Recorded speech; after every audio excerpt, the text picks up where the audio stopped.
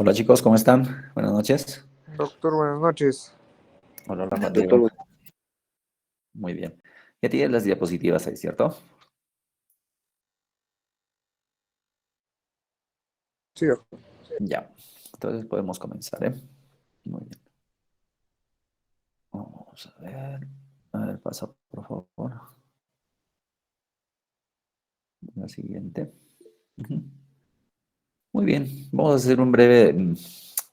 eh, hoy, nuestra clase de hoy va a ser básicamente sobre el traumatismo encefalocraneal. Excelente que esté colocando vuestras asistencias. Ah, vamos a recordar un poquito sobre la doctrina de Monroe y Kelly, que es pues, la doctrina más importante para el manejo de o para el entendimiento de la hipertensión intracraneana. ¿Ok? Entonces, recuerden que la presión intracraneal básicamente va a estar afectada por tres variables, ¿no es cierto? ¿Cuáles eran esas tres variables? Chicos, chicos, la clase anterior hicimos, ¿eh? ¿Cuáles son las tres variables que afectan la hipertensión intracraneal? O ¿No es la la masa presión intracraneal. encefálica, líquido cefalorraquídeo y la sangre? Ya, excelente. Y básicamente esta doctrina de Monroe-Kelly dice que estas tres variables tienen que mantener un equilibrio dentro de la cavidad intracraneal, que es pues una cavidad cerrada, ¿no es cierto? Entonces, cuando uno de estos elementos se incrementa o cuando existe una masa externa eh, que aparece dentro del espacio intracraneal, pues las presiones se van a tratar de compensar, ¿no es cierto? En general, la masa parenquimal, el parénquima cerebral, el volumen del parénquima cerebral se va a mantener constante, pero las otras variables van a comenzar a cambiar, ¿no? A reducirse. ¿Y cuál es la primera variable o cuál es el primer factor que se reduce cuando tenemos una masa externa o cuando tenemos una hipertensión intracraneal?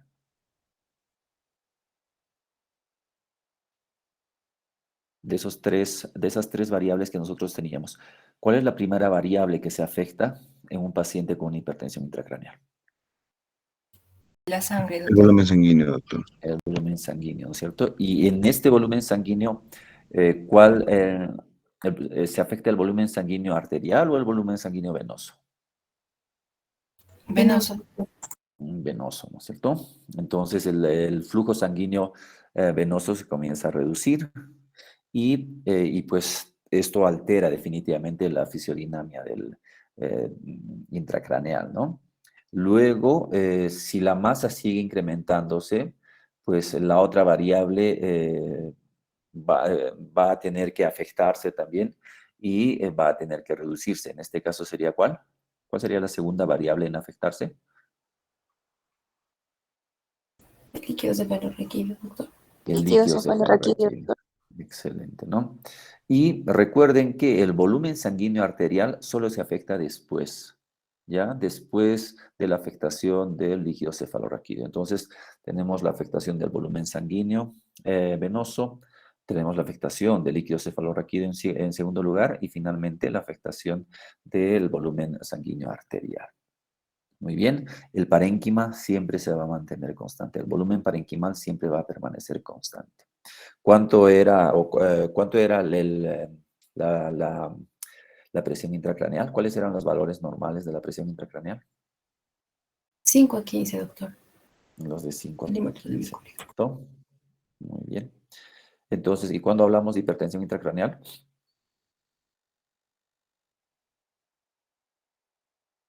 ¿Con qué Más de valores? 20, doctor.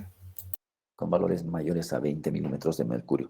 Milímetros de mercurio, recuerden, esa es la clasificación. ¿Y cómo podemos medir la presión intracraneal? ¿Recuerdan ustedes?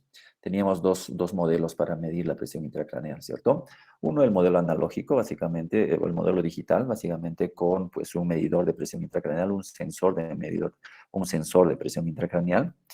Sin embargo, tenemos métodos también manuales, métodos pues, empíricos, caseros, pero que también tienen alta fidelidad para poder controlar y para poder medir la presión intracraneal. ¿no? A través de la colocación de un catéter intraventricular, ¿no es cierto? Entonces uno coloca el catéter intraventricular y comienza a medir la presión del líquido cefalorraquídeo en centímetros, ¿no? Poniendo el 0 a nivel del conducto aditivo externo. Muy bien. Básicamente, estos términos ustedes los tienen que conocer muy bien y para poder conversar sobre hipertensión intracraneal. Pasamos a la siguiente diapositiva.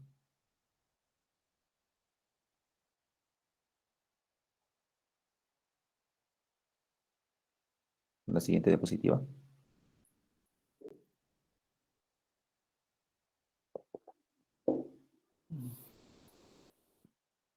Muy bien.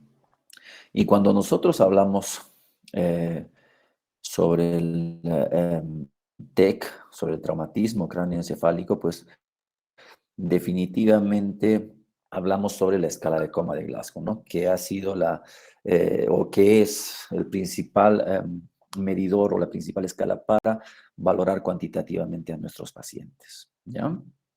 En general, como ustedes saben, pues los traumatismos craneoencefálicos son la primera causa de pérdida de conocimiento, ¿no? Y también son una causa muy importante de epilepsia, especialmente en los adultos jóvenes, ¿no? En los pacientes que van entre los 20 y los 30, pues es la primera causa de epilepsia, ¿ya? Esta escala de coma de Glasgow, pues nos va a valorar a los pacientes, como ya lo hemos estado viendo en la práctica con los chicos que han estado viniendo, nos va a ayudar a medir, a valorar cuantitativamente a los pacientes y nos va a ayudar a categorizarlos, ¿no? En traumatismos leves, moderados o severos, de acuerdo a la presentación clínica que tenemos, ¿no? Básicamente, en los pacientes nosotros necesitamos evaluar los aspectos oculares, los aspectos verbales y los aspectos motores. Muy bien. Entonces, generalmente la escala, no generalmente siempre, ¿no? La escala del Glasgow va desde 3 hasta 15, ¿no es cierto? Esos son los valores que uno puede tener. Los valores de 3 indican muerte cerebral o pacientes con un estado de TEC muy severo que requieren una valoración o un protocolo para descartar la muerte cerebral, ¿no? Mientras que los pacientes con gradaciones de 15, pues son pacientes que están en buen estado y no tienen ningún tipo de deterioro neurológico. ¿Ya? La valoración ocular generalmente va a responder a 4 puntos, siendo la más óptima la de 4 con una apertura ocular espontánea y la menor, pues sin respuesta, ¿no? El valor número 1 se le da a los pacientes que no tienen ningún tipo de respuesta ocular. La puntuación de 3 en la respuesta ocular se da en aquellos pacientes que que tienen el trauma y mantienen los ojos cerrados, sin embargo, despiertan cuando uno los llama, ¿no? Despiertan a la orden verbal. Entonces uno evalúa a estos pacientes en sus camas, en hospitalización, y usualmente los tiene que despertar, ¿no? Y termina de hablarles y los pacientes nuevamente vuelven a cerrar los ojos, ¿no? Una valoración de 2 es cuando uno ya tiene que infringir cierto grado de dolor al paciente para que éste pueda despertar, ¿no? Para que éste pueda reaccionar, ¿ya? En cuanto al aspecto verbal, del mismo modo, la valoración es del 1 al 5.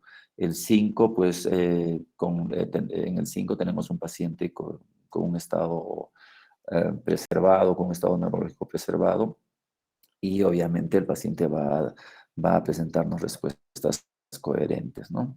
Mientras que el grado 1 no presenta ningún tipo de respuestas.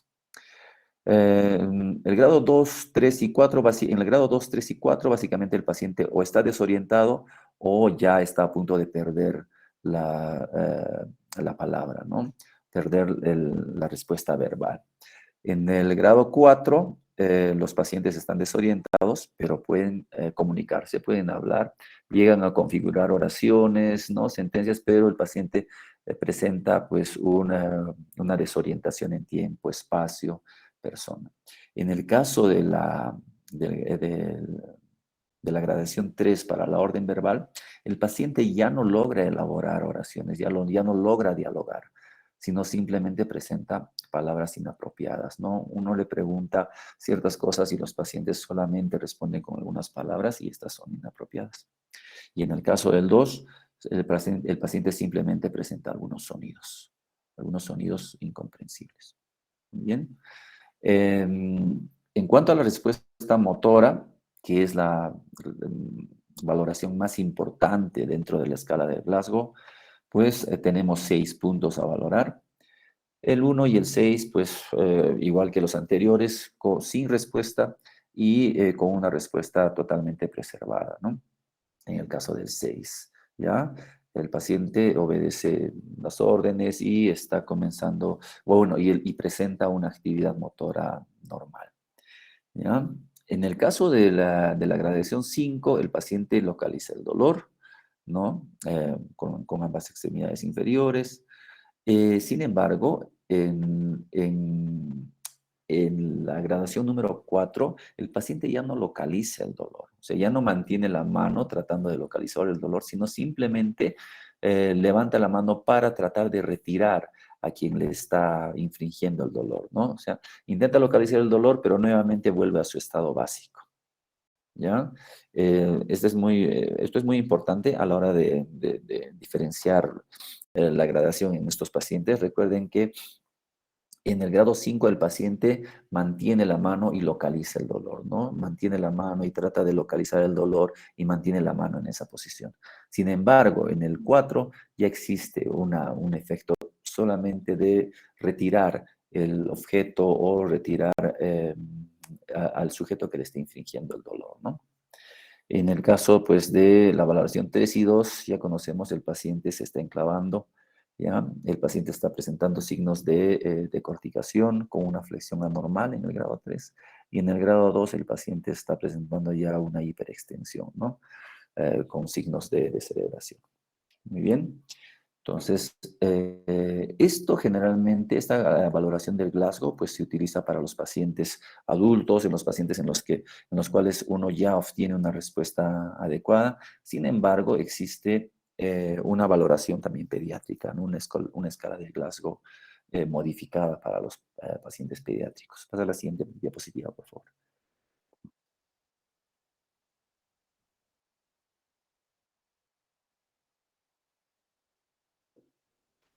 La siguiente diapositiva.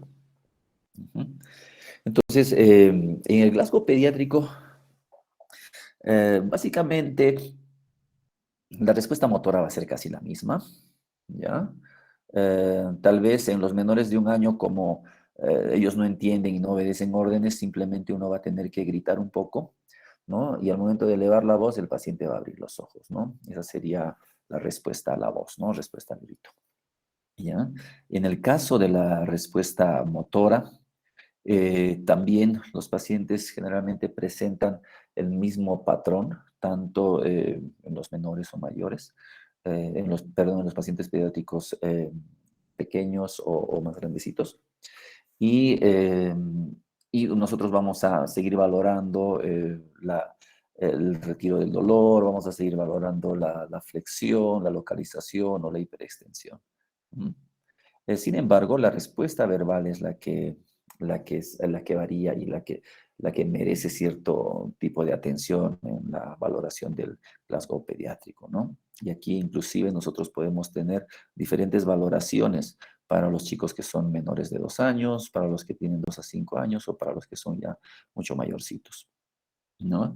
En cuanto a los mayores de 5 años, la valoración de la respuesta verbal es similar a los pacientes mayores, ¿ya? Sin embargo, en los menores de 5 años, pues ya no vamos a poder, el paciente como todavía no tiene un lenguaje bien desarrollado, no va a presentar desorientación, puesto que tampoco va a lograr elaborar sentencias o va a lograr elaborar un diálogo. En este caso, simplemente se evalúa a través de las palabras, ¿no? Los pacientes, los pequeñitos, pueden presentar palabras adecuadas o palabras inadecuadas, o simplemente llorar, simplemente presentar algunos sonidos incomprensibles como el gruñido, o no tienen respuesta, ¿no? Generalmente los pediatras ya pueden manejar estas escalas, pero es importante que nosotros también las conozcamos. Entonces aquí recuerden, ¿no? Los menores de 5 años ya no pueden elaborar un discurso, no pueden elaborar un diálogo, por lo tanto no pueden presentarse desorientados o confundidos, ¿no? Entonces la manera de evaluar la respuesta verbal es básicamente a través de las palabras, ¿no? Palabras inadecuadas, ¿no? Y, y a través del llanto. Muy bien. Y, y, y en los niños menores de 2 años, inclusive la evaluación se complica un poquito. Sin embargo, vamos a reconocer la interacción que presentan los pequeñitos con el evaluador, ¿no? En este caso, una respuesta verbal adecuada es básicamente si el niño está sonriendo y está balbuceando, tal cual lo hace de manera cotidiana. O ya se presenta, o ya presenta cierto deterioro cuando está llorando continuamente, pero este llanto puede ser consolable, ¿no? O inclusive ya el deterioro neurológico de este pequeño está siendo tan serio que solo llora cuando uno le inflige cierto grado de dolor, ¿no? Entonces uno le inflige un poquito de dolor, el paciente llora, pero al momento en el que el estímulo desaparece, el paciente nuevamente vuelve a presentarse, eh, eh, a presentar el deterioro neurológico, el deterioro cognitivo. Lo otro, ya en los grados más severos, ya ni siquiera llora, ¿no? Frente al dolor, sino simplemente se queja un poquito, ¿no? Y el grado 1 obviamente ya no presenta respuesta. Muy bien. Estas evaluaciones son importantes en los pequeños, puesto que pues, los pequeños son un grupo muy vulnerable y muy crítico a la hora de evaluarles, ¿no? En el hospital nosotros ya tuvimos, inclusive tenemos en este momento pacientitos pediátricos que están hospitalizados por trauma y en los cuales necesitamos tener un poco más de criterio para poder valorar su escala de Glasgow. Muy bien. Recuerden la siguiente diapositiva, por favor.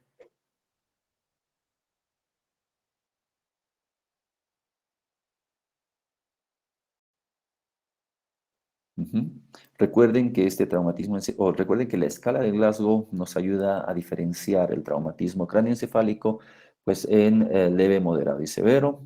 Básicamente los puntos de corte son el leve para 14 y 15 puntos, ¿no? Paciente con un poquito de confusión todavía puede considerarse leve, ¿ya? Los pacientes con una escala de Glasgow de 9 a 13 puntos son ya pacientes con pues, un trauma moderado. Y básicamente los pacientes con menos de 8 puntos son pacientes con un trauma severo. Y estos pacientes son criterio y son indicación de intubación y ventilación mecánica, ¿no? Glasgow menos de 8, menos o igual a 8, aquí me falta un igual, menos o igual a 8 puntos, es indicativo de intubación y de ventilación mecánica, ¿no? Como ya lo mencionamos, la respuesta motora es el parámetro más importante en la evaluación del Glasgow. Inclusive en la respuesta verbal de repente puede existir cierta confusión o en la apertura ocular, pero la respuesta motora es la que nos va a dar con mayor grado de correlación pues el deterioro neurológico del paciente. ¿Ya? Esto es importante, recuerden. La respuesta motora es el parámetro con el mejor valor o con el mayor valor en la escala, en la evaluación de la escala de Glasgow. Bien. En general, en trauma craneal, uno puede solicitar algunas radiografías, puede solicitar algunos otros exámenes, pero la tomografía craneal es el diagnóstico por excelencia para detectar lesiones asociadas. Muy bien, la siguiente diapositiva.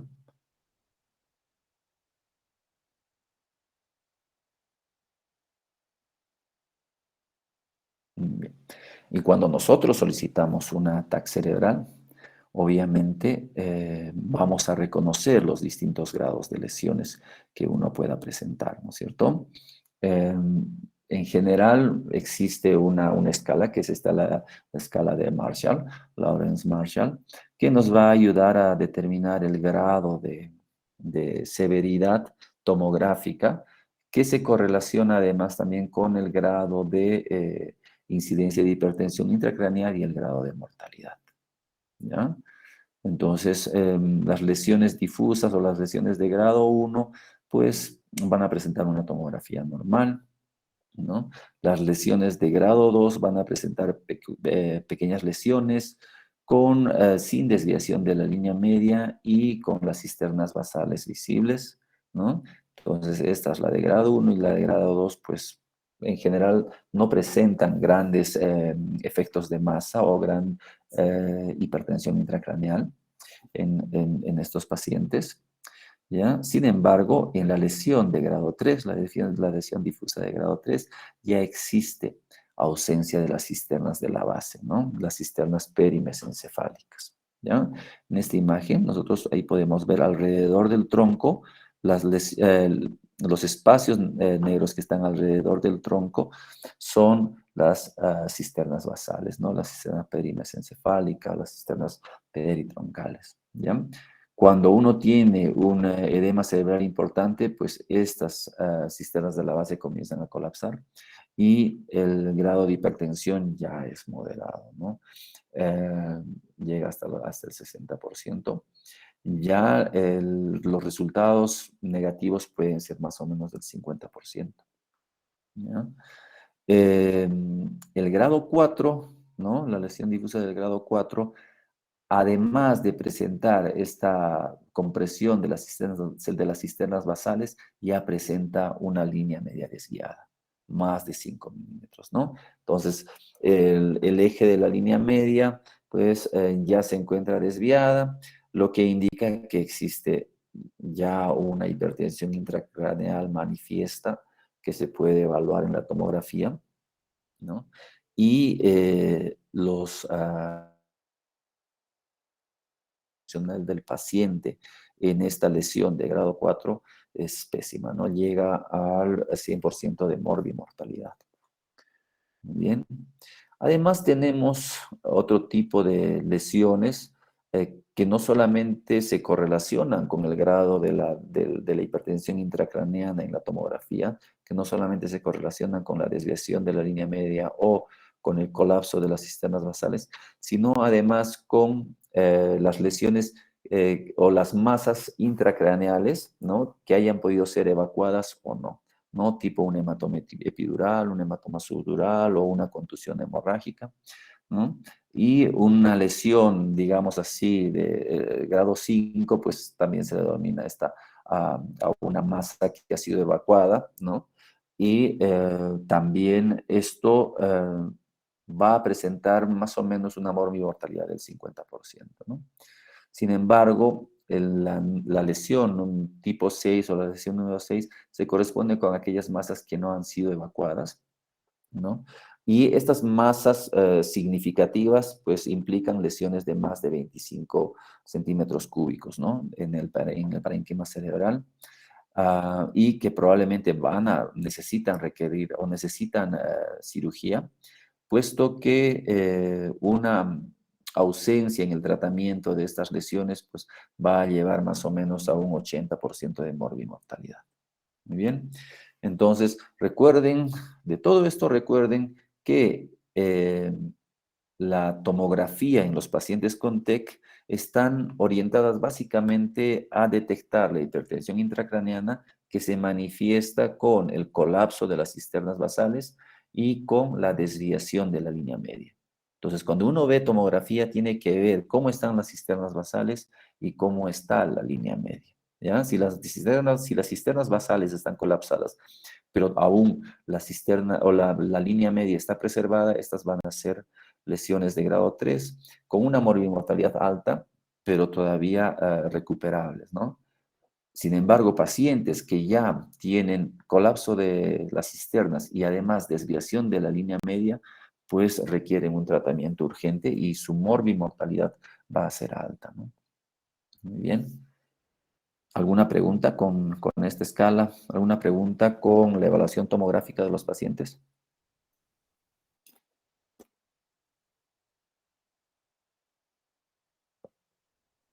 ¿Todo claro por aquí?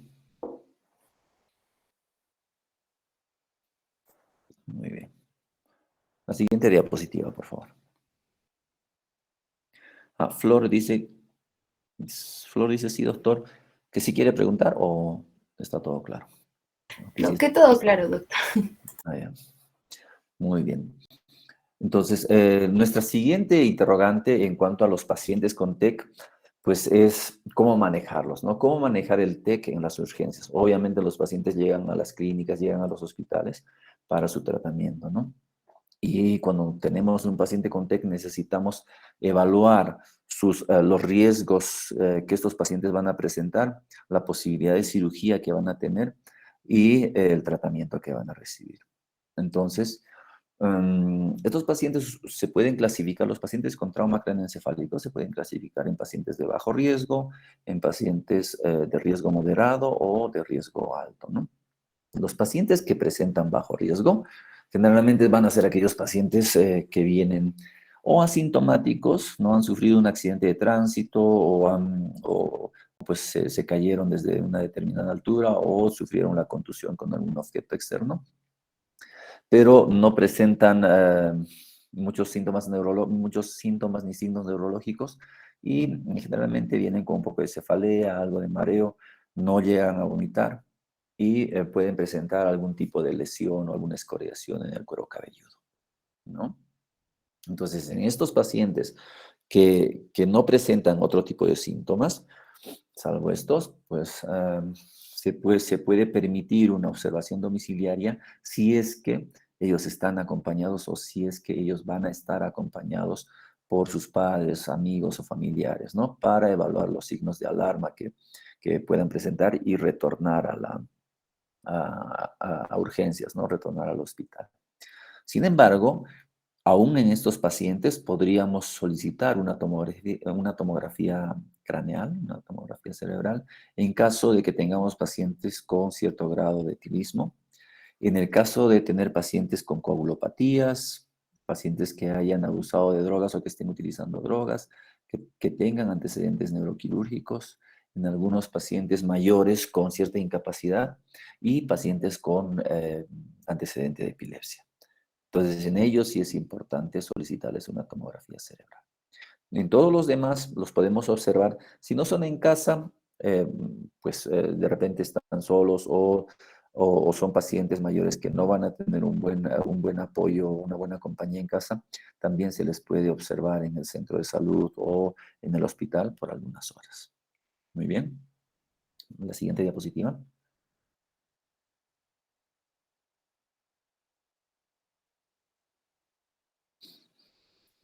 Ya.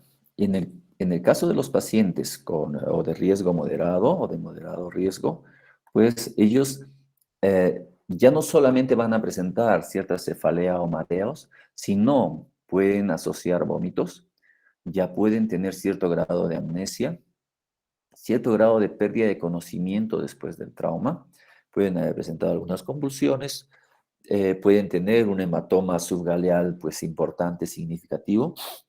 Recuerden, la cefalea progresiva es un criterio para ponerle atención y también en aquellos pacientitos que tienen menos de 2 años. Todos estos pacientes tienen un riesgo moderado de tener algún tipo de alteración parenquimal cerebral y por lo tanto en ellos se les solicita una tomografía cerebral. Ciertamente en los niños menores de 2 años, pues las tomografías no se les debería de solicitar de manera recurrente, pero en el TEC sí es necesario solicitar esta tomografía cerebral, ya que una ecografía o inclusive una resonancia magnética no nos van a poder presentar imágenes claras ni tampoco la evolución, ¿no? del TEC, ¿ya? Además de solicitarles una tomografía, estos pacientes usualmente pasan a sala de observación y se pueden quedar pues unas horas o de repente un día en la observación del hospital, ¿no? La siguiente diapositiva.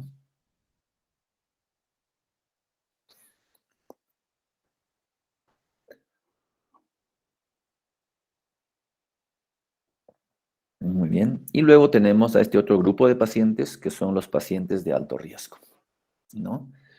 En ellos el estado de conciencia ya está alterado, ¿no? Ya tenemos una escala de Glasgow obviamente menos de 14. ¿ya? Y podemos ir percibiendo que el estado neurológico de los pacientes, el estado de conciencia de los pacientes comienza a tener una disminución progresiva. Además, los pacientes podrían presentar alguna focalidad neurológica, ¿no? Tipo una parálisis facial, tipo una afectación del nervio craneal o algún síndrome lobar, ¿no? Neurológico ahí. Lo otro, podemos tener también pacientes con trauma penetrante, que son pacientes de muy alto riesgo, o pacientes con fracturas hundimiento, ¿no? Que las vamos a ir revisando luego. En estos pacientes, pues, se les solicita una tomografía cerebral y se requiere una evaluación por el neurocirujano. Los pacientes con riesgo bajo, pues no requieren evaluación neuroquirúrgica. Los pacientes con riesgo moderado van a requerir observación y si el deterioro neurológico progresa, pues van a requerir una evaluación neuroquirúrgica. Sin embargo, estos pacientes de alto riesgo sí requieren una evaluación neuroquirúrgica inmediata. Muy bien. ¿Alguna pregunta con respecto al manejo de los pacientes en urgencias? O al criterio general, ¿no? Para manejar estos pacientes.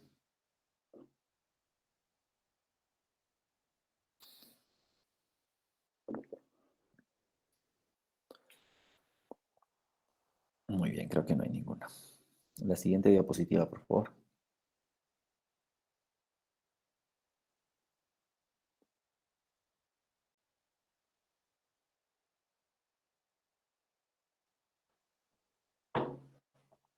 Muy bien.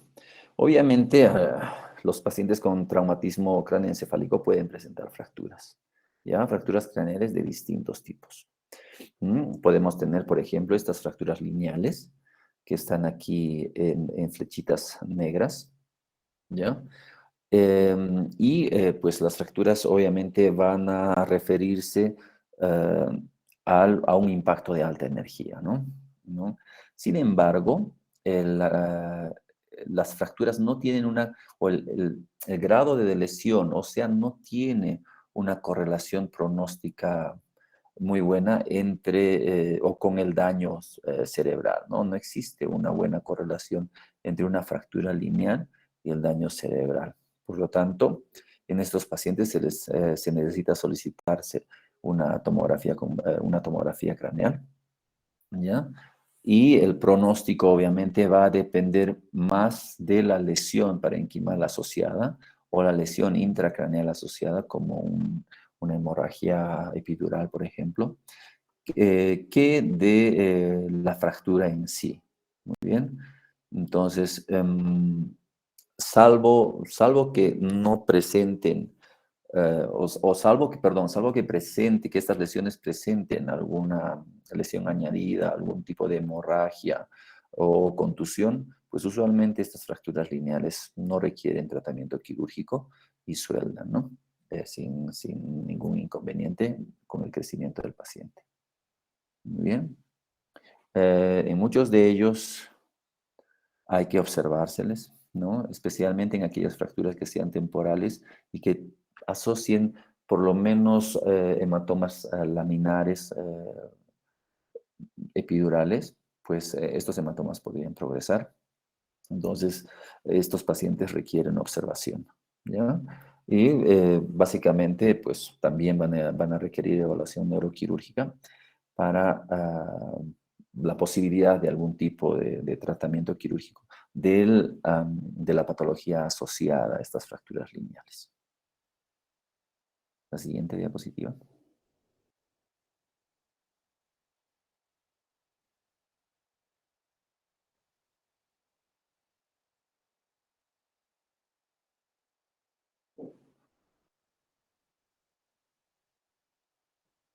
Muy bien. Existe otro tipo de fractura, ¿no? Que son las llamadas fracturas abiertas, que las cuales pues se refieren, ¿no? A las fracturas lineales que habíamos mencionado, pero en comunicación con una laceración de la dura madre, ¿ya? Las fracturas lineales podrían asociar cierta laceración de la dura madre y a estas fracturas se les llama las fracturas abiertas, ¿no? en general, estas fracturas o las fracturas lineales pues tienen bajo riesgo de osteomielitis o bajo riesgo de infección intracraneal. Sin embargo, cuando existe una laceración de la dura madre, estas fracturas incrementan el riesgo de infección intracraneal, ¿no? En algunos casos, estas fracturas con afectación de la dura madre podrían provocar cierta salida de la aracnoides, ¿no? Cierto prolapso de la aracnoides con la acumulación de líquido cefalorraquídeo y podrían producir pues un pseudoquiste, ¿no? Vamos a conversar sobre este tipo de fracturas luego. Sin embargo, recordemos que las fracturas abiertas son solamente la asociación entre una fractura lineal y una laceración de la dura madre. La siguiente diapositiva.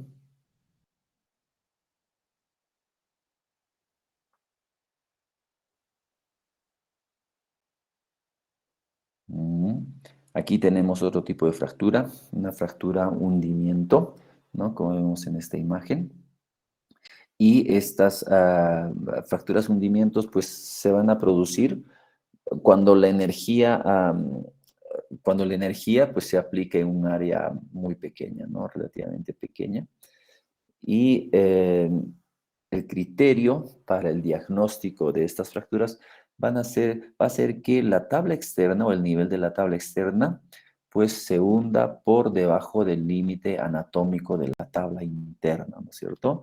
En esta imagen ustedes pueden ver cuál es el recorrido anatómico, el recorrido anatómico del borde interno de la tabla interna y cómo en la tabla externa pues está, o sea, hundido, ¿no? Está hundida por dentro o por debajo inclusive del borde interno de la tabla interna, ¿ya?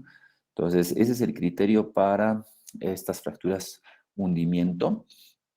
Y lo importante en estos pacientes es que estas fracturas hundimientos se asocian a crisis convulsivas, ¿no? Los pacientes tienen un mayor riesgo de presentar epilepsias debido al estímulo, ¿no?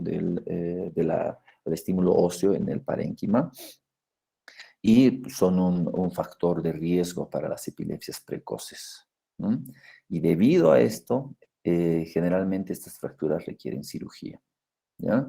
Básicamente básicamente para reducir el riesgo de complicaciones como las convulsiones y la epilepsia, ¿ya? Entonces, los pacientes con fractura hundimiento tienen básicamente este criterio para resolverse de manera quirúrgica, ¿no? El de prevenir o evitar las crisis convulsivas precoces. Muy bien. La siguiente diapositiva.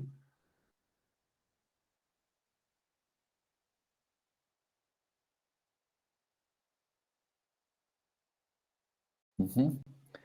Y luego, pues aquí ya tenemos fracturas mucho más complejas, ¿no? Tenemos esta fractura o las fracturas compuestas, que son fracturas craneales asociadas a lesiones del cuero cabelludo. ¿Ya? Entonces,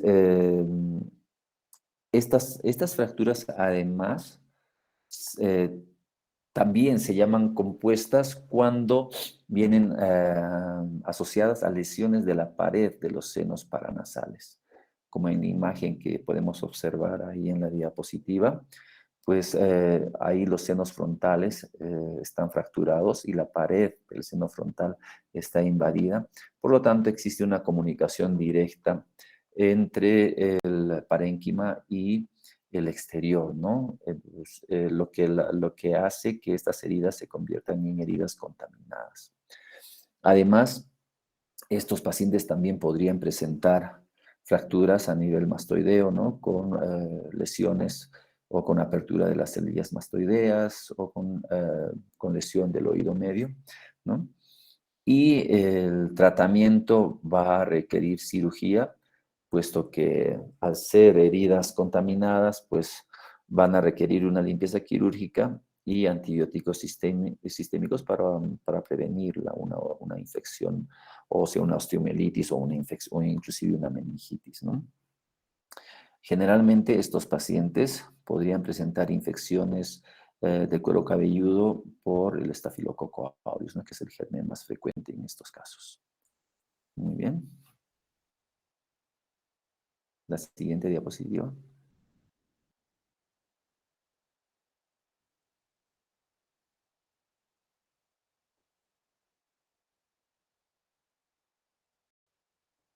Tenemos además las fracturas diastásicas, que son separaciones de las suturas, ¿no? Fracturas que coinciden con la sutura craneal y que van a condicionar su separación. Aquí en líneas blancas podemos ver una fractura con una diástasis de la sutura coronal, con una separación de la sutura coronal.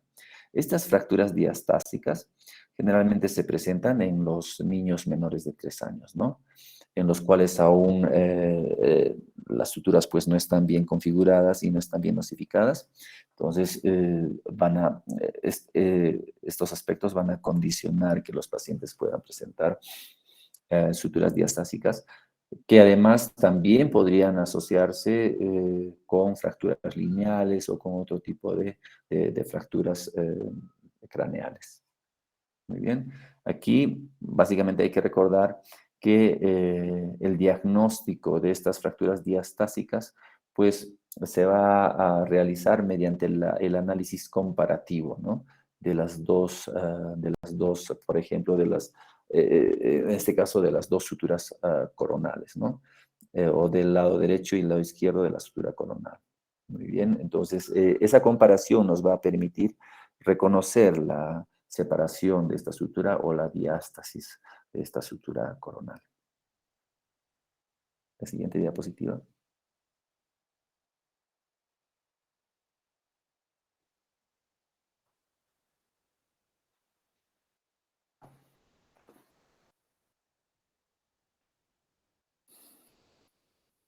La siguiente diapositiva, por favor.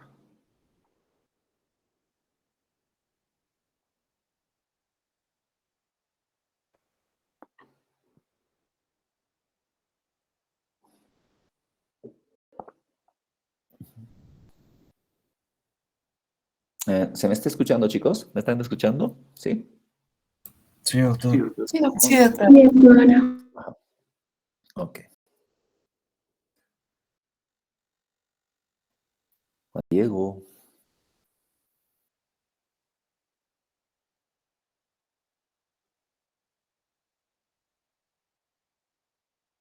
¿Me copias, Juan Diego? Ya creo que sí. Muy bien. Y tenemos un tipo particular de fracturas, que son fracturas que asocian un pronóstico no tan favorable, puesto que los pacientes se pueden complicar usualmente con infecciones o van a requerir sí o sí cirugía. Y son estas fracturas evolutivas, ¿no? Aquellas fracturas como la que tuvimos en el hospital, ¿no? En pacientes que generalmente vienen y presentan, pues, son niños, ¿no? Generalmente que presentan fracturas craneales y que en el curso de la evolución comienzan a formar ciertas, comienzan a asociar volúmenes craneales, acumulaciones de líquido a nivel subgaleal, y cuando uno les realiza una tomografía, pues ven de que esas prominencias en el cuero cabelludo se corresponden con acumulaciones de líquido cefalorraquídeo, ¿no? Entonces, en estos casos uno hace a veces un análisis retrospectivo de las imágenes iniciales y puede ver de que estas fracturas produjeron cierto desgarro de la dura madre y por tanto, pues la aracnoides comenzó a herniarse, ¿no? A través de esta dura madre y a través de la fractura, y comienza a formar unos quistes leptomeningios postraumáticos, ¿no? Que son básicamente la acumulación, perdón, de líquido cefalorraquídeo, ¿no? Debido a las pulsaciones, ¿no? Que el líquido cefalorraquídeo tiene y que a veces condicionan, pues, un tratamiento quirúrgico, y el tratamiento quirúrgico no es tan sencillo. ya que estas lesiones a veces, como tienen una evolución progresiva y lenta en días, pues comienzan a presentar una ampliación del defecto de la dura madre producida por estas mismas pulsaciones, y cuando uno entra a la cirugía, cuando uno realiza el procedimiento quirúrgico, ve que el defecto dural es amplio, ¿no? Es muy grande. Y muchas veces uno requiere reemplazo dural sintético, ya que los pacientes que presentan este tipo de lesiones también son pacientes muy pequeños y en los cuales la galia pues no es suficiente para cubrir el defecto dural que puedan presentar, ¿no? Entonces, estos pacientes usualmente requieren cirugía. En algunos casos se podría manejar de manera conservativa, ¿no? Con algunos vendajes, pero generalmente estas lesiones condicionan estos pseudoquistes, ¿no? Estos quistes leptomeningios, y van a requerir cirugía, ¿ya? Entonces, la importancia de esta fractura radica en que los médicos y los primeros servidores del paciente necesitan reconocer que existe una acumulación de líquido cefalorraquídeo subgaleal, lo que podría ya indicarnos que estos pacientes van a desarrollar un quiste leptomeningio postraumático. Nosotros tuvimos un caso aquí en el hospital de una bebé que desarrolló este quiste, que pasó a hacer reparación, pero recurrió en algún momento con el quiste y tuvimos que utilizar algunos vendajes compresivos y mejorar pues eh, mejorar el balance, ¿no?, de las presiones intracraneales. Y felizmente la paciente ha salido bien. Pero son patologías un poco complejas y van a requerir un tratamiento bastante complejo y hasta multidisciplinario, ¿no? Puesto que en muchos de estos pacientes necesitamos antibióticos, son bebés que a veces requieren catéteres venosos centrales y ya no es tan sencillo manejarlos, ¿no?, en hospitalización.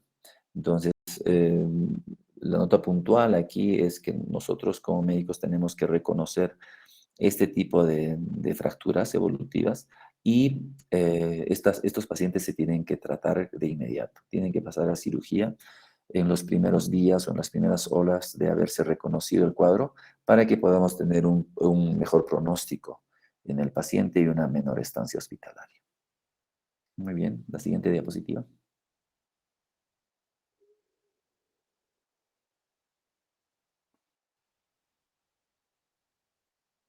Tenemos estas fracturas en ping-pong, ¿no?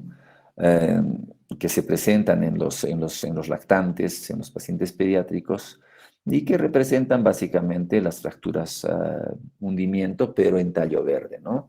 No va a existir una, una pérdida de la solución de continuidad o una solución de la continuidad del cráneo. Sin embargo, sí va a existir un hundimiento pues, del cráneo que usualmente no asocian daño parenquimatoso, pero que va a requerir tratamiento quirúrgico, especialmente en aquellas lesiones frontales, más por el aspecto estético, ¿no? Sin embargo, las lesiones localizadas en otras zonas del cráneo pues van a desaparecer con el crecimiento y no vamos a tener ningún inconveniente con esos pacientes. Entonces, más que todo el tratamiento se enfoca a la parte estética con las lesiones frontales y si obviamente no presentan daño parenquimatoso, ¿no? Sin embargo, si un paciente con una fractura de ping-pong se asocia a un cuadro convulsivo, pues sí, estos pacientes necesitan tratamiento inmediato, ¿no?, para poder reponerla o para poder resolver esta fractura con hundimiento. La siguiente diapositiva. Nos están abandonando, chicos. Ahora somos nada más 30. Muy bien. Tenemos otro tipo de fracturas craneales, que son las fracturas de base de cráneo. Y estas son muy importantes Pronóstico funcional y por las complicaciones que usualmente presentan estos pacientes, ¿no? También son llamadas fracturas basilares, ¿ya?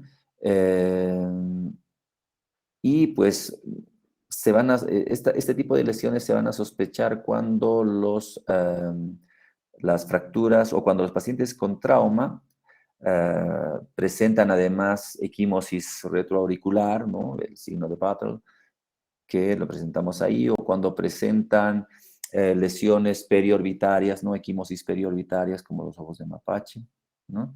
Cuando los pacientes tienen alteraciones de los nervios craneales, tipo el nervio olfatorio por una fractura del piso anterior, tipo de una lesión del séptimo y del octavo nervio craneal por una fractura del peñasco, ¿no? O, o cuando los pacientes pues, presentan salida de líquido cefalorraquídeo o salida de sangre, una hemorragia o una licorrea a través de la nariz o a través del oído, ¿no? Y estos signos, estas salidas de líquido van a ser patognomónicas de una lesión de base de cráneo. Son raras, pero sí son signos diagnósticos de una fractura de base de cráneo. ¿Mm? Entonces, en estos pacientes que presentan este tipo de sintomatología y de signología, pues se les tiene que realizar una tomografía craneal, ¿no? En la cual nosotros podríamos ya observar un nemoencéfalo, algunos puntos oscuros, ¿no? A nivel cortical o a nivel de la base del cráneo, que nos indican que ha existido una apertura de alguna cavidad neumática. Y la fractura o la tomografía con ventana ósea nos va a pues, definir el trazo de fractura en la base del cráneo. ¿Ya? Muy bien. Generalmente estos pacientes no requieren tratamiento por la fractura de la base del cráneo, pero sí por las complicaciones que presentan, ¿no? O sea, la fístula del líquido cefalorraquídeo que se presenta a través del oído o de la nariz van a necesitar una reparación quirúrgica. ¿Mm? En algunos casos, por ejemplo, los pacientes pueden presentar otorraquia y después de una evaluación otorrinolaringológica, pues los pacientes pueden solamente requerir taponamiento del conducto auditivo externo y observación, ¿no? De la salida de líquido, ¿no? Y si el líquido o si la salida de líquido cefalorraquídeo cede, pues estos pacientes ya no van a requerir mayor tratamiento.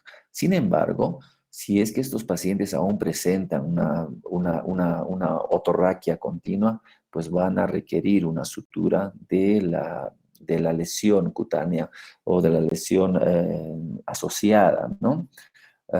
Y para poder básicamente evitar o para poder prevenir y reducir los riesgos de meningitis.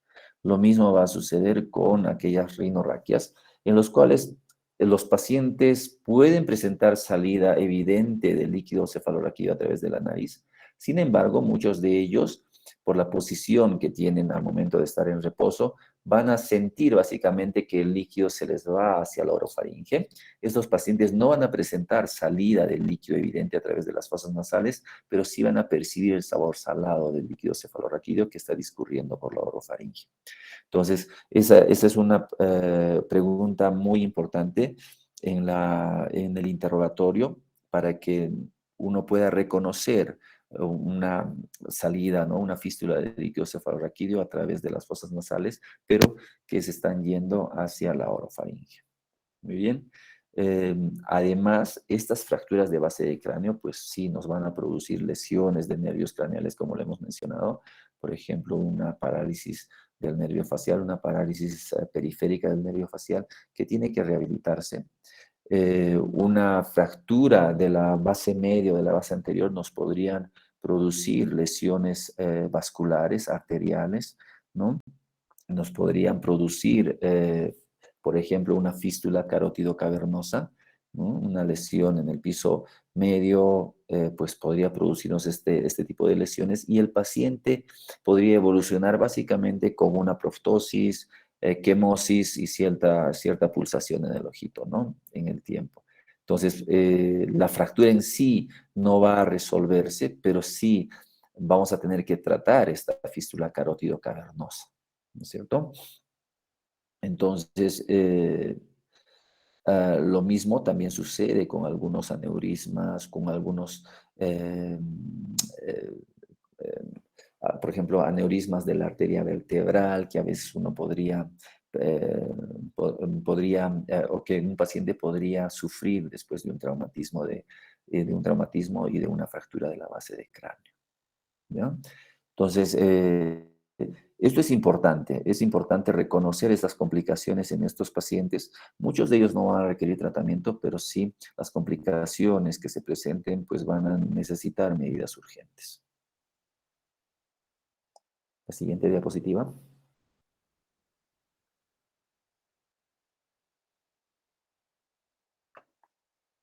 Muy bien. Después de tener lesiones en la pared o en la cavidad craneal, pues eh, en la pared de la cavidad, lesiones craneales, ¿no? Lesiones óseas en la cavidad craneal, pues podemos o necesitamos evaluar las alteraciones parenquimales que se puedan asociar a estos casos, ¿no?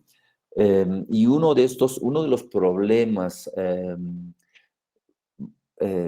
uno de los problemas, no digamos parenquimales, pero sí, pues en el metabolismo parenquimal asociado al traumatismo cráneoencefálico es la conmoción cerebral, ¿ya? La conmoción cerebral es la lesión eh,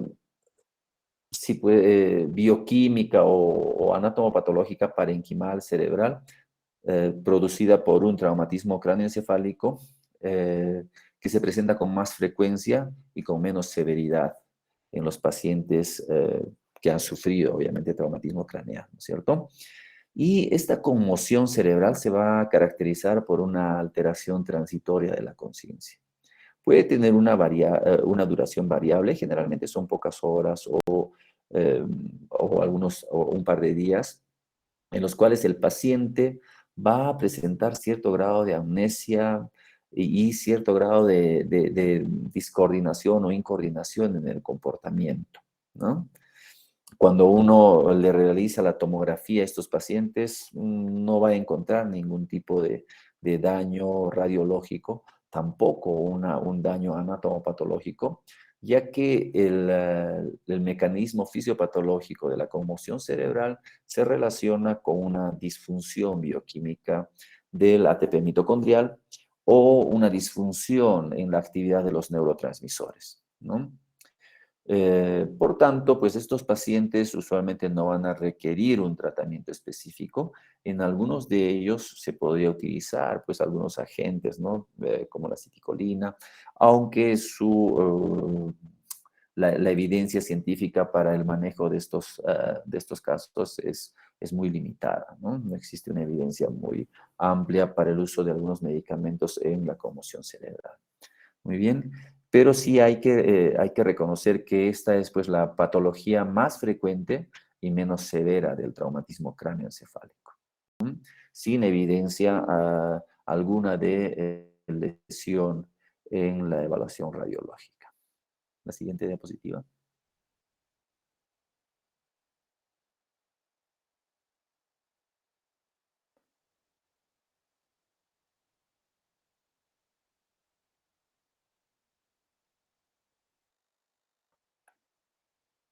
Muy bien. Y cuando hablamos pues, sobre otro tipo de lesiones después de esta conmoción cerebral, vamos a encontrar al hematoma epidural, ¿no? Como ustedes pueden observar ahí, básicamente el hematoma epidural se diagnostica en la tomografía a través de una imagen de lente biconvexa, ¿cierto? Entonces, este problema, este hematoma epidural aparece más o menos hasta en el 3% de los traumatismos craneales y es frecuente entre la segunda y la tercera década de vida, ¿no? Y sobre todo en los varones, ¿ya? Es ocasionado por accidentes, pues no accidentes o caídas o golpes directos. Sin embargo, la mayor parte de estos pacientes viene con los antecedentes de accidente de tránsito. En general, la mortalidad del hematoma epidural ronda por el 10%, ¿ya? El hematoma epidural tiene la particularidad de que en la gran mayoría de los casos está originada por la ruptura de una arteria, ¿no? ¿Ya? El 85% de los casos o de los hematomas epidurales va a ser originado por la ruptura arterial, generalmente la arteria meningia media, que se fractura asociándose a fracturas óseas del hueso frontal, del hueso temporal o del hueso parietal. Muy bien. Existe una presentación clínica típica de estos hematomas epidurales que va a estar caracterizada pues, por una pérdida súbita de conciencia después del trauma, asociada a un intervalo lúcido, ¿no? Algunos dicen más o menos de 4 horas, en los cuales el paciente recupera el estado de conciencia, está tranquilo, ¿no? Después de haber perdido la conciencia inicialmente. Y sin embargo, después de este intervalo lúcido, el paciente presenta un deterioro progresivo y rápido del estado de conciencia, ¿ya? Una evolución muy rápida en estos pacientes. Sin embargo, esta triada o esta presentación característica de los hematomas epidurales solo se va a presentar hasta en el 30% de los casos, ¿no? En el 30% o menos de los casos, ya que muchos de estos pacientes pues o no van a tener intervalo lúcido o de repente no tienen una pérdida inicial del deterioro o un deterioro de conciencia inicial, ¿no? Y simplemente van a presentar un curso más rápido, ¿no? También esto pues dependiendo a la magnitud del trauma y a la localización del trauma, ¿no? El diagnóstico, recuérdenlo, ¿no? La imagen en una tomografía en lente biconvexa, ¿ya? La mayor parte de estos pacientes requiere cirugía y esto básicamente va a asociarse más a la localización, a la presentación clínica del paciente, ¿no? Pues una vez que se evacúan estas lesiones, el pronóstico funcional de los pacientes es muy bueno. Podemos tener inclusive pacientes que entran con Glasgows, con niveles de conciencia muy alterados, ¿no? Reflejados en sus Glasgows. Pueden entrar pacientes con 5, 6 de Glasgow y a la semana estar completamente recuperados, ¿ya? Entonces, el efecto de masa en estos pacientes pues es muy importante, muy rápido, pero como son epidurales, ¿no? Como no hay una afectación directa del parénquima cerebral, pues el paciente puede recuperarse, ¿no? Porque el daño cerebral no ha sido tan importante, ¿no? El daño ha sido bastante extradural, ¿ya? Estos pacientes requieren cirugía. La cirugía básicamente pues requiere una craniotomía, la evacuación del hematoma, requiere dejar un pequeño dren en la zona y requiere además realizar o retraer la dura madre hacia el hueso, ¿no? Retraer la dura madre hacia la cara interna del cráneo, ¿ya? Existen en algunos pacientes, como los que hemos tenido aquí en el hospital, pues los hematomas epidurales pueden presentarse en la fosa posterior o en el óvulo o en la zona occipital del cráneo, ¿no?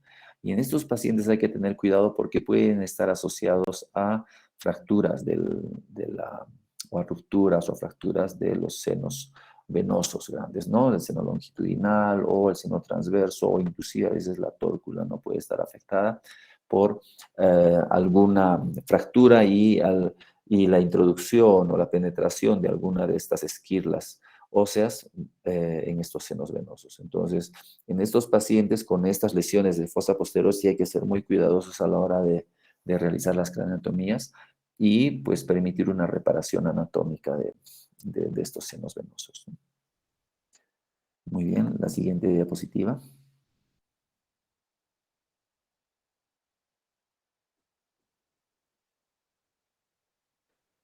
El hematoma subdural, por otro lado, pues es un hematoma que presenta distintos patrones evolutivos, ¿no?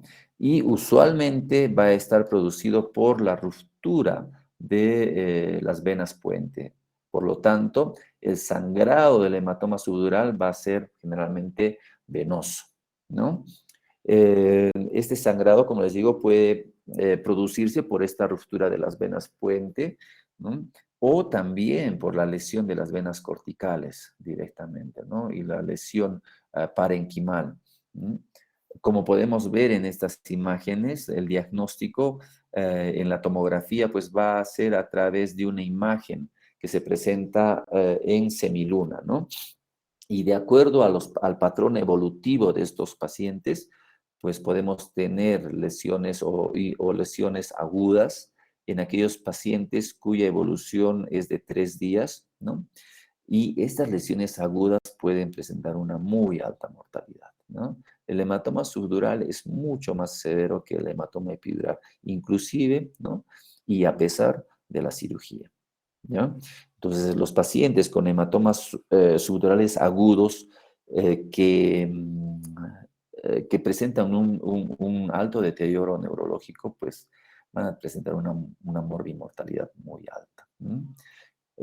Sin embargo, también algunos de estos pacientes que tienen hematomas subdurales agudos y que no tienen deterioros neurológicos muy importantes, podrían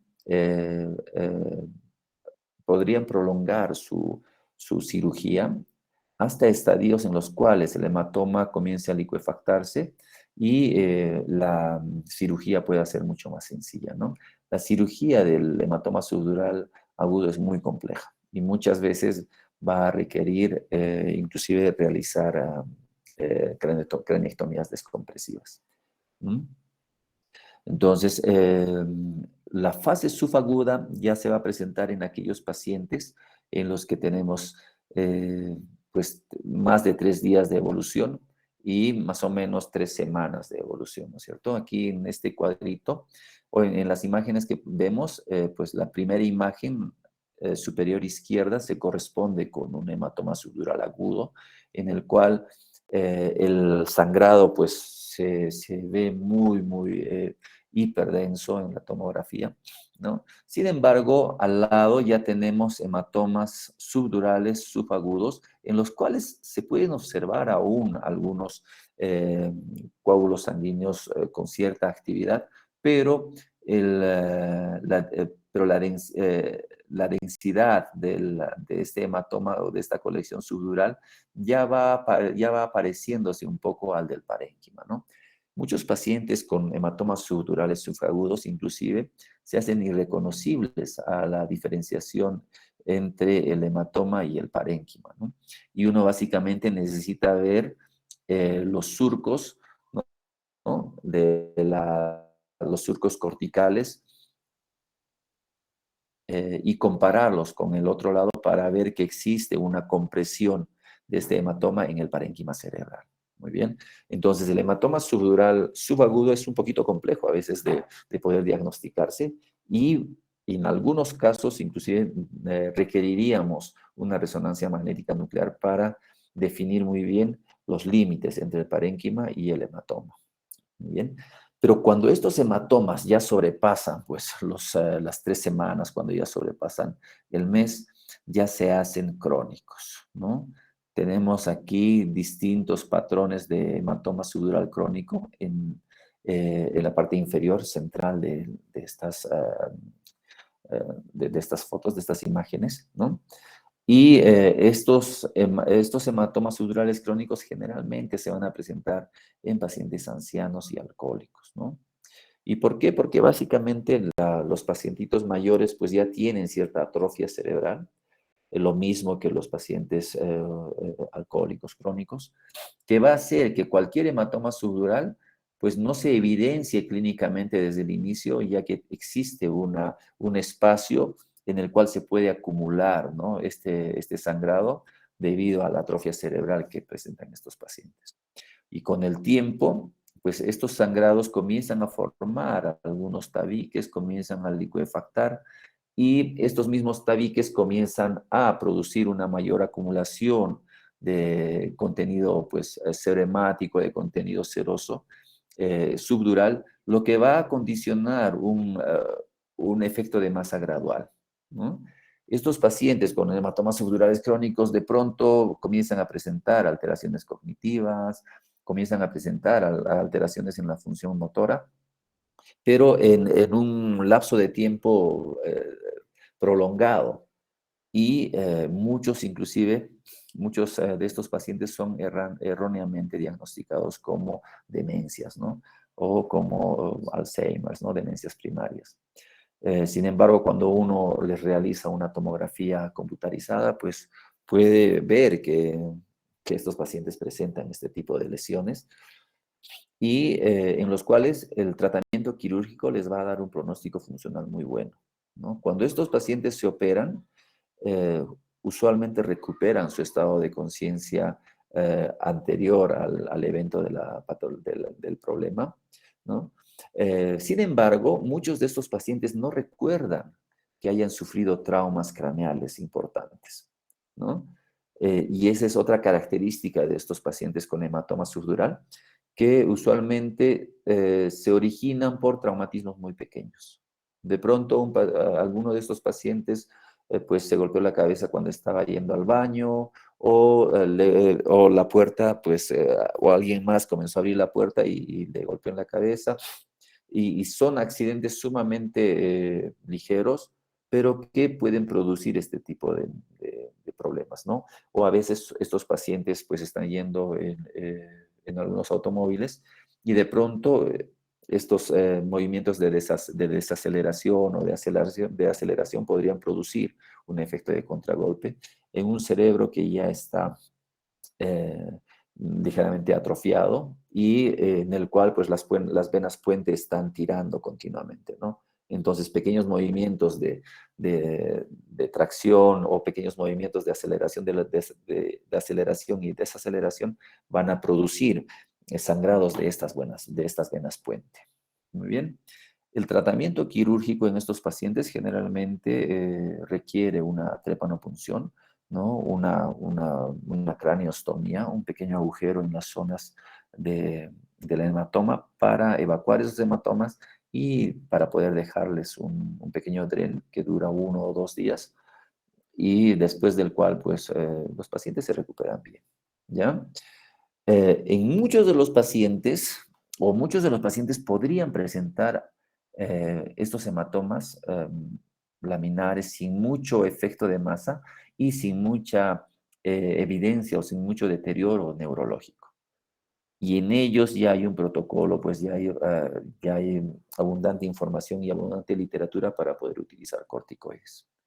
Ya muchos de estos pacientes pueden utilizar corticoides, dexametasona, por unas 2 semanas y en ellos se ha visto de que las evoluciones son buenas, ¿no? Son buenas, muchos de estos hematomas desaparecen y lo que queda es simplemente definir un poco el rango en el cual se puede administrar el tratamiento y el rango de diámetro o el rango de volumen de hematoma subdural que podría presentarse o que sería un criterio para tratamiento médico, ¿no? Este, por ejemplo, podría ser un buen tema de tesis, especialmente en esos pacientes de altura. Obviamente hay bastante sobre hematomas epidurales y subdurales, pero pues hay diferentes eh, tópicos dentro de esta patología que uno podría ir manejando, ¿no? Y que uno podría ir estudiando. Muy bien. La siguiente diapositiva.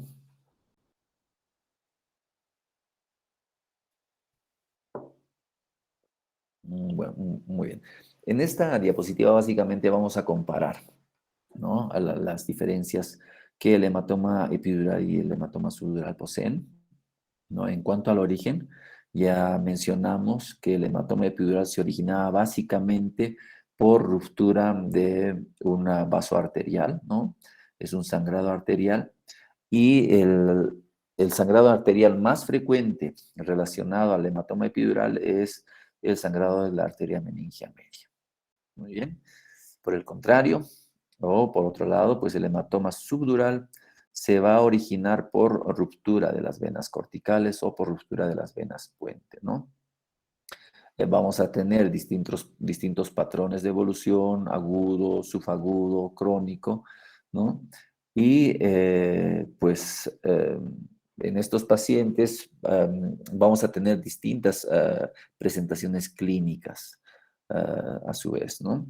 Recuerden que los pacientes con hematomas subdurales crónicos básicamente se van a presentar en personas mayores, ¿no? En pacientes ancianos o en alcohólicos debido a la atrofia cerebral que ellos poseen. ¿Bien? En cuanto a la presentación clínica, habíamos dicho que el hematoma epidural posee, ¿no? una presentación caracterizada por un evento inicial de pérdida de conciencia, seguido por un intervalo lúcido con recuperación de esta conciencia y finalmente por una rápida progresión, ¿no? Una rápida evolución con deterioro neurológico hasta llegar inclusive al coma. Y esto debido pues a la herniación UNCAD, ¿no? A la herniación del lóbulo temporal, que va a comprimir el tronco y que nos va a producir un deterioro neurológico y coma en el paciente. Sin embargo, esta presentación tradicional o esta presentación, digámosle así, patológica, esta secuencia fisiopatológica solamente se va a presentar en menos del 30% de los pacientes. ¿Ya? La presentación clínica del hematoma subdural, pues en el caso de un hematoma subdural agudo, el paciente va a venir muy deteriorado, con clínicas de herniaciones uncales, progresivas de rápida evolución.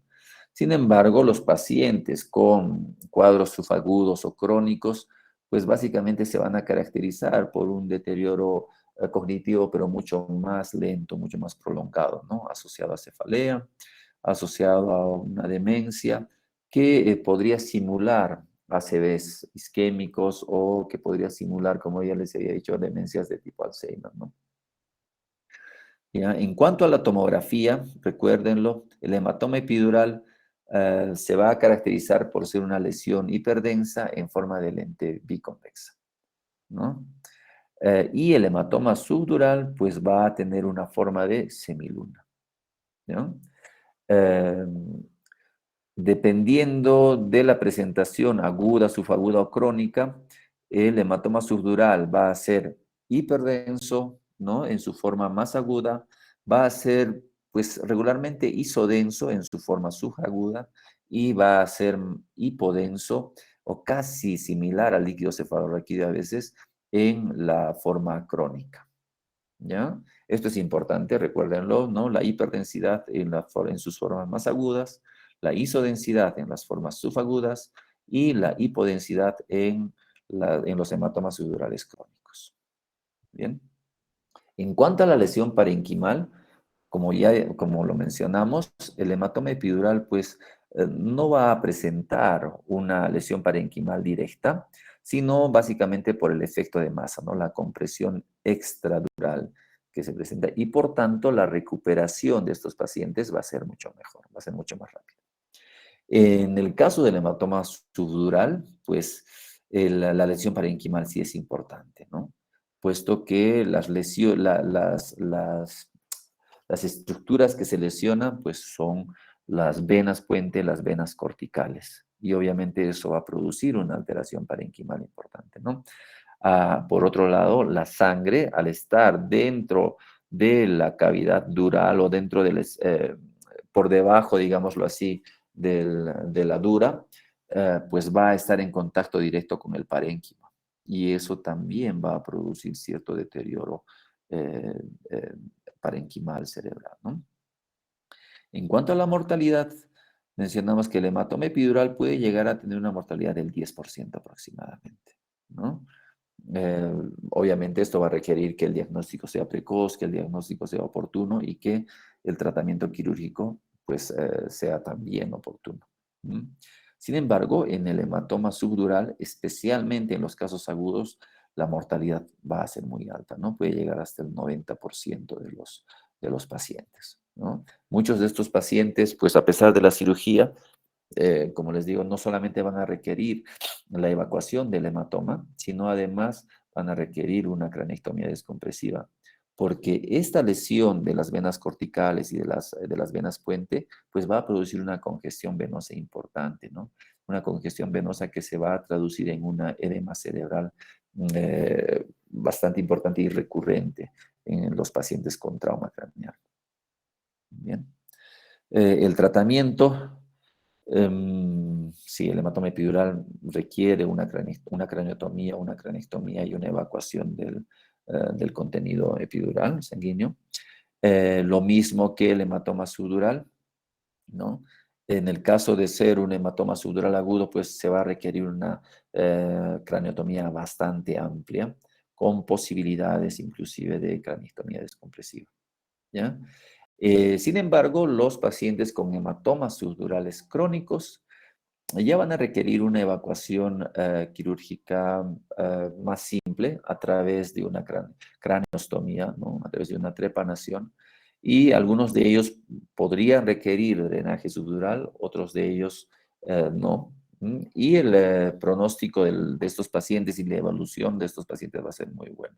Generalmente estos pacientes se van a casa después de 2 o 3 días de su procedimiento y pues se mantienen estables, ¿no? Durante su evolución. Muy bien. La siguiente diapositiva.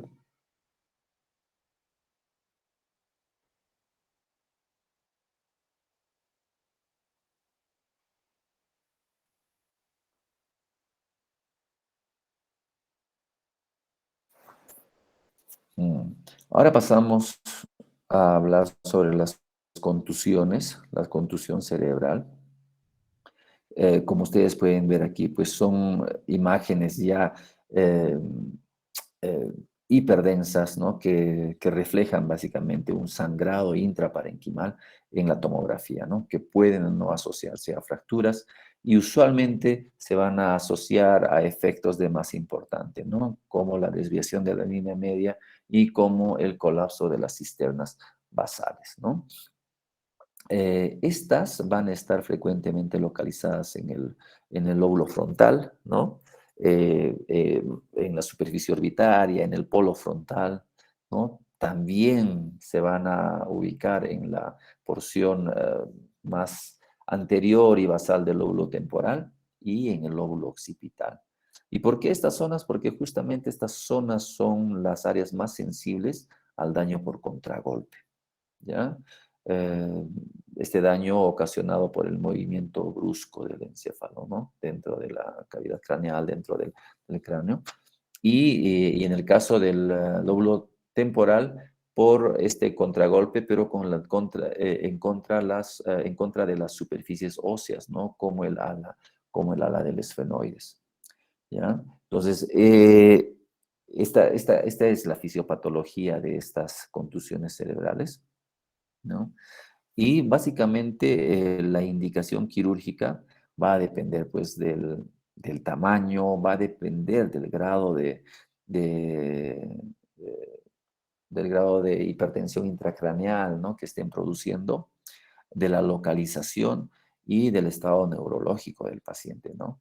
Cuando hablamos de localización implica de que, por ejemplo, las áreas sensibles, las áreas elocuentes del cerebro que presenten contusiones hemorrágicas probablemente no van a, no van a ser accesibles para una cirugía, como por ejemplo el área de Broca o el área de Wernicke. Porque si nosotros evacuamos estas contusiones cerebrales de esta zona, pues ya vamos a dejar una secuela importante en el paciente. Entonces, estas áreas funcionales usualmente se tratan de dejar indemnes, ¿no? Y si el edema es muy intenso o la desviación de la línea media es muy amplia, pues en lugar de realizar las evacuaciones, se prefiere de repente realizar craniotomías descompresivas, ¿no? O algún otro tipo de procedimientos, tipo evacuación de líquido cefalorraquídeo a través de los ventrículos o a través de las cisternas basales, ¿ya? Entonces, depende mucho de ese tamaño. Como estábamos o como revisamos anteriormente en la escala de Lawrence Marshall, pues lesiones mayores de 25 van a producir un efecto importante de masa y probablemente estas requerirían tratamiento quirúrgico, ¿no? Sin embargo, también hay pacientes que, pues, a pesar de tener lesiones importantes, presentan un deterioro neurológico no tan marcado. Entonces, en ellos también uno puede hacer una monitorización, ¿no? Un monitoreo de la presión intracraneal y de acuerdo a la evolución de esta presión intracraneal, pues practicar algún tipo de procedimiento quirúrgico, ¿no? Sea la evacuación de la contusión hemorrágica o sea una descompresión o una evacuación de líquido cefalorraquídeo. Muy bien. Muchos de estos pacientes van a requerir tratamiento anticonvulsivante. Nosotros generalmente utilizamos fenitoína debido a que estos van a producir a largo plazo secuelas convulsivas, ¿no? Van a llegar a ser, probablemente a ser pacientes con epilepsia, ¿ya? Otro de los factores a considerar con con estos pacientes, como les estaba mencionando, es la localización, ¿no? Especialmente en estos casos en los cuales inclusive no se afectan las áreas más elocuentes del cerebro, pero sí la zona prefrontal dominante, pues los pacientes van a tener un trastorno, un cambio de la personalidad increíble, ¿no? Van a ser irreconocibles por sus familiares y en realidad se muestran como otras personas, ¿no? Mucho más antisociales, mucho más desinhibidos, y representan pues un reto para la rehabilitación y para el tratamiento posterior, porque estos pacientes con traumas, con contusiones prefrontales, van a difícilmente volver a ser las mismas personas, ¿no? Que se presentaban antes de sufrir este trauma. Esto en las lesiones de áreas dominantes, lesiones prefrontales de áreas dominantes o en las lesiones prefrontales bilaterales. Muy bien. Entonces, básicamente estas lesiones sí requieren un manejo intensivo, ¿ya?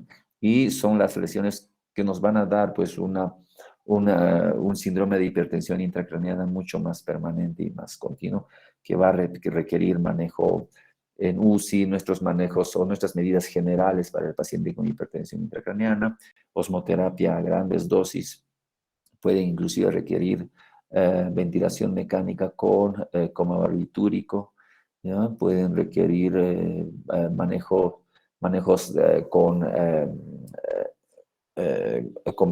adrenérgicos para incrementar el flujo sanguíneo cerebral, para incrementar la presión sanguínea cerebral, ¿no? La presión sanguínea sistémica y por tanto la presión sanguínea cerebral para evitar isquemias, ¿no? Para evitar infartos de todos los hemisferios. Entonces, estos pacientes son los que requieren manejo intensivo, ¿ya? Y son los que van a pasar a cuidados intensivos para su monitoreo, para el monitoreo de la presión intracraneal y para el manejo médico y quirúrgico de acuerdo a este monitoreo neurológico.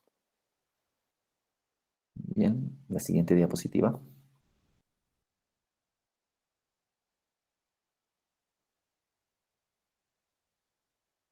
Ujú.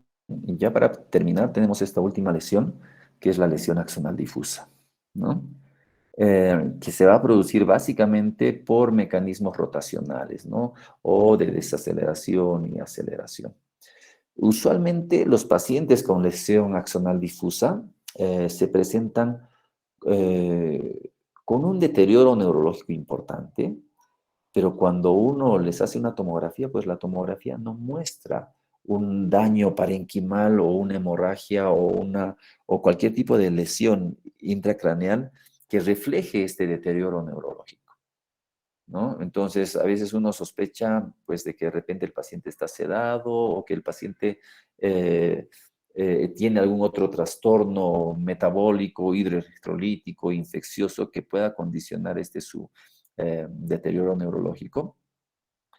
Y muchas veces en la tomografía solo se ven, ¿no? Algunas pequeñas lesiones puntiformes, como podemos ver ahí en las imágenes inferiores, y que realmente no reflejan gran cosa, ¿no? Sin embargo, pues el paciente está muy deteriorado, a veces inclusive está con ventilación mecánica, ¿no? Y permanece así a pesar de todos los controles.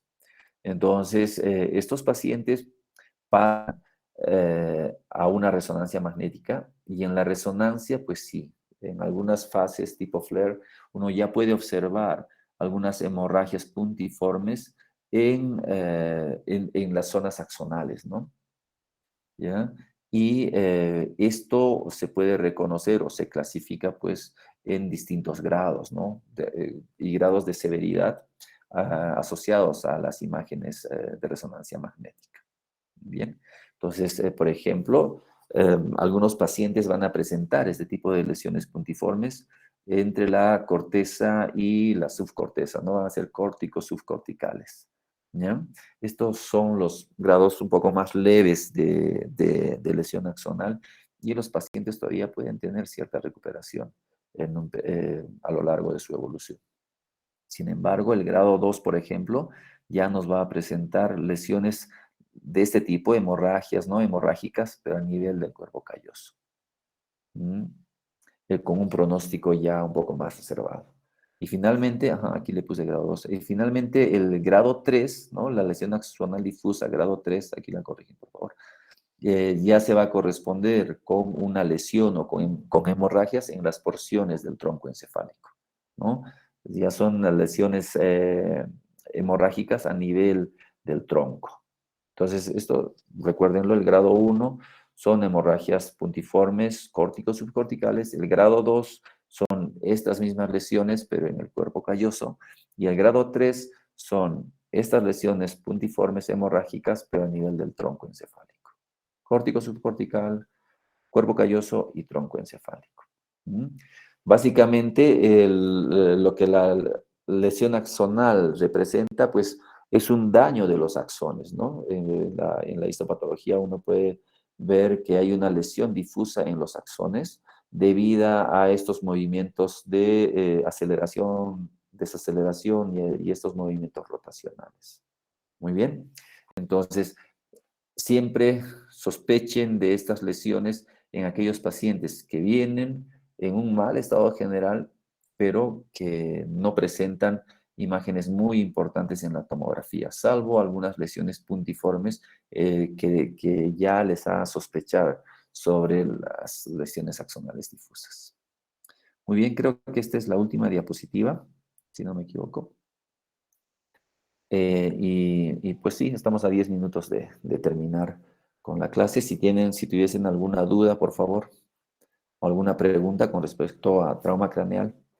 Es un capítulo algo extenso, sin embargo, es muy importante que ustedes lean y relean estas diapositivas. Imagino que Juan Diego va a poder pasarles las diapositivas para el examen. En esos días les estoy confirmando cuándo va a ser el examen, el primer examen. Y ya pues sí, básicamente yo espero que ustedes puedan leer estos resúmenes, ¿no? Porque aquí estoy resumiendo todos los aspectos más importantes que ustedes puedan conocer para su práctica clínica y también para sus evaluaciones, ¿no? Para la especialidad, para el residentado. Si tienen alguna duda, chicos. Doctor, para confirmarle que sí les he pasado los archivos a mis compañeros y coordinaríamos de forma privada para la fecha del examen. Perfecto, perfecto, perfecto. Mis compañeros me preguntan, doctor, ¿cómo sería el examen? O sea, opción El examen, múltiple o para llenar. sí, va a tener un poco de todo, va a ser presencial, nos vamos a reunir y pues no, va a ser un examen relativamente sencillo. Estudien todo lo que estamos avanzando, va a entrar básicamente de todo lo que hemos hablado, de repente algunas cositas buscadas, pero están dentro de todo lo que estamos conversando y de todo pues de todos los temas que hemos conversado durante este tiempo, ¿no? Estudien, chicos, estudien, tómense un tiempo y comiencen a leer y releer las diapositivas. Yo creo que con eso es suficiente. ¿Alguna pregunta?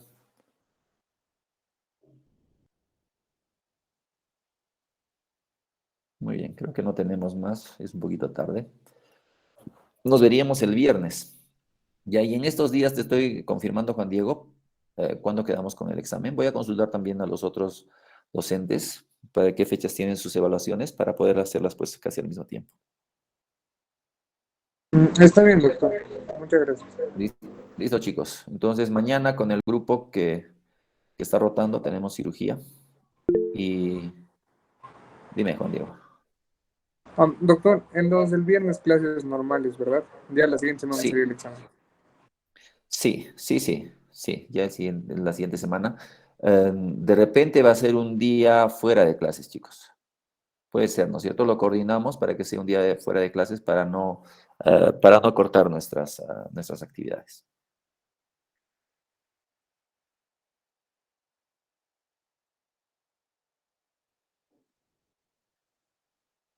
Muy bien, entonces, listo.